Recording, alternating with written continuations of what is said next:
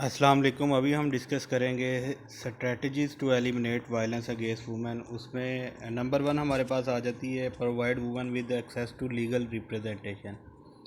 इसमें यह ख़वातीन पे जो वायलेंस वगैरह के मसले मसाइल हैं, इसमें दो तीन चीज़ें आ जाती हैं लीगल एस्पेक्ट्स उसके। एक तो हमें पता नहीं होता कि रास्ते किस पे जाना है। दूसरा अवेयरनेस नहीं है कि ये तो पता है कि लॉ मौजूद है, लेकिन उस पर अमल कैसे करवाना है, मतलब किस ऑफिस में जाके किससे बात करनी है।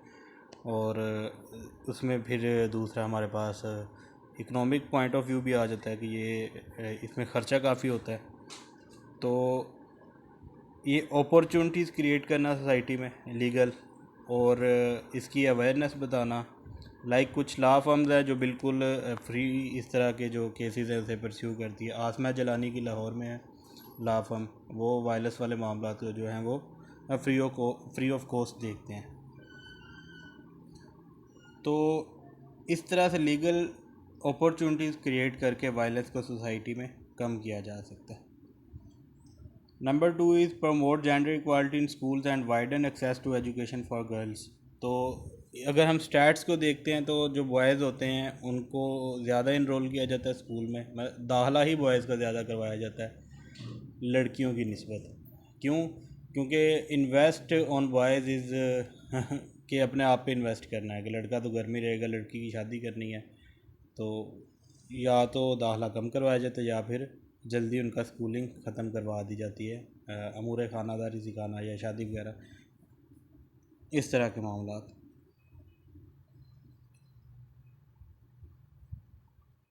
तो पॉइंट इज़ के जो लड़कियां स्कूल्स में इनरोल होती हैं उनका वैसे भी आप देखते हैं कि अंडर एज उनकी शादी के इम्कान कम हो जाते हैं। जो स्कूल में एनरोल नहीं होती उनकी फिर शादी भी, ये आम ट्रेंड है, 14 15 16 साल की एज में कर दी जाती है गांव वगैरह में। तो दूसरा ये तरीका है जिस तरीके से हम एलिमिनेट कर सकते हैं वायलेंस को।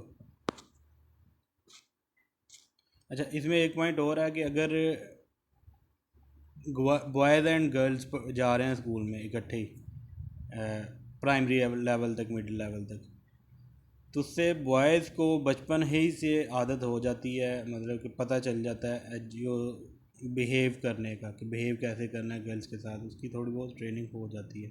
बजाय उसके जो आल बॉय से आ रहा है या वो फिर शादी में जाएगा तो वो ज़्यादा उसके वायलेंट होने के चांसेस होते हैं।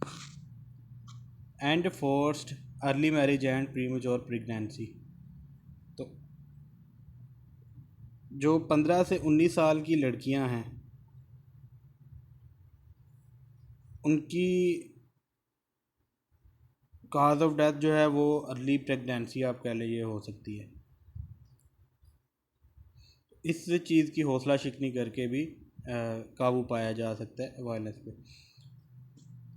ये एक स्टैट है कि with more than 142 million girls expected to marry before they turn 18 over the next decade. ये हम दुनिया भर की बात कर रहे हैं। तो मुख्तलिफ जो गवर्नमेंट्स हैं इस चीज़ के लिए मुख्तलिफ प्रोग्राम्स लाती रहती हैं। इंडिया में एक प्रोग्राम आया था अपनी बेटी अपना धन, इसमें अर्ली मैरिजेस को ख़त्म करने के लिए ये कोई वजीफ़ा वगैरह के इन्होंने सीन किया हुआ था। तो हमारे पंजाब में भी स्कूल्स में भी वजीफ़े जाते रहे हैं तालीम की, वो हौसला अफजाई के लिए लड़कियों की।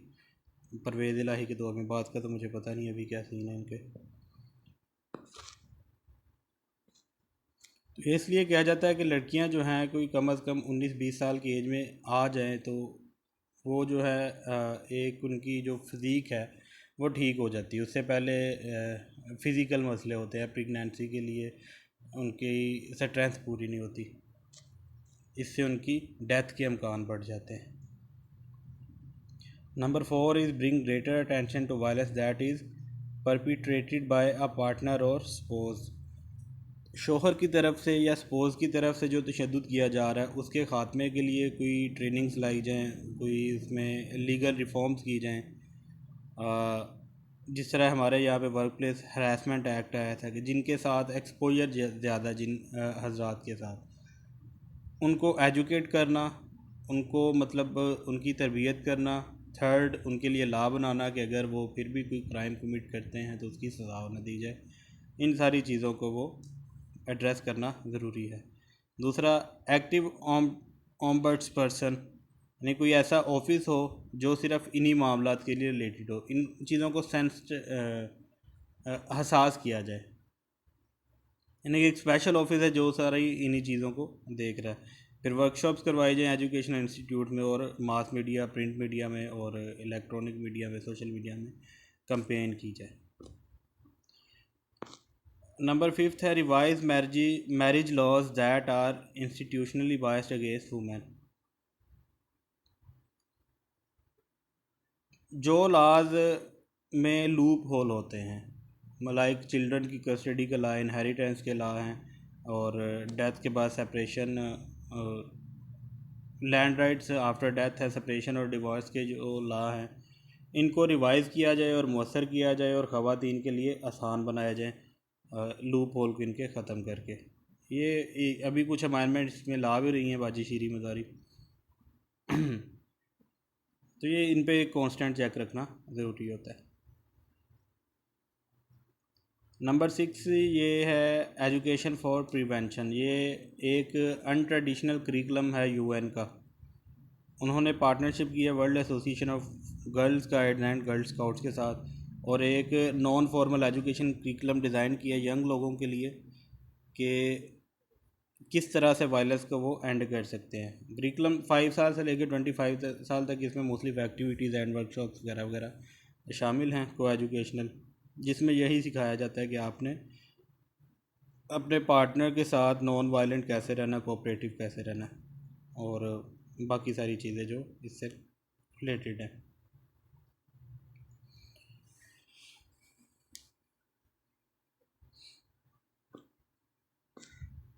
अच्छा, working with man and boys, इसमें भी यूएन का एक और प्रोग्राम है पार्टनर फॉर प्रिवेंशन, P4P। ये हम इसमें डिस्कस कर भी चुके हैं। ही एंड शी मूवमेंट हमने डिस्कस की थी फेमिनिज़म को पढ़ते हुए कि मेल्स का इनमें इन्वॉल्व होना काफ़ी ज़रूरी है। ख़वातीन के जो मामलात हैं इन अ सेंस के एक तो परपिट्रेटर जो हैं वो ज़्यादा मेल ही होते हैं, तो अगर मेल भी इसमें आके बात करें कि नहीं जी तशद्दुद मेल्स को नहीं करना चाहिए या उसकी हौसला शिकनी करें, आवाज़ उठाएं उस पर, उसका इम्पेक्ट ज़्यादा होता है। लाइक उसकी वो एक्टिविटीज़ में शरीक हो रहे हैं, प्रोग्राम्स कंडक्ट करवा रहे हैं, वर्कशॉप्स कंडक्ट करवा रहे हैं, उस पर बात कर रहे हैं। तो ये भी इसी तरह की एक मूवमेंट है पार्टनर फॉर प्रिवेंशन। तो मेल के इसमें इन्वॉल्व होने के साथ उसकी इन्हांसमेंट हो जाती है, फैसिलिटेट हो जाता है ये मामला सारा।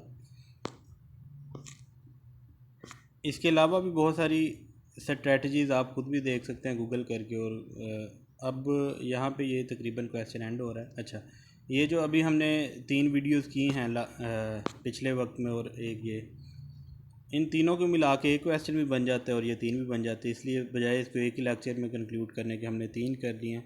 तो आप इसके अच्छे से नोट्स बना लें। और ये क्वेश्चन जो है ये काफ़ी ज़्यादा फ्रीक्वेंट रहता है, हर साल या 1 साल छोड़ के 2 साल इस तरह से इसके आने के वो होती हैं टेंडेंसीज।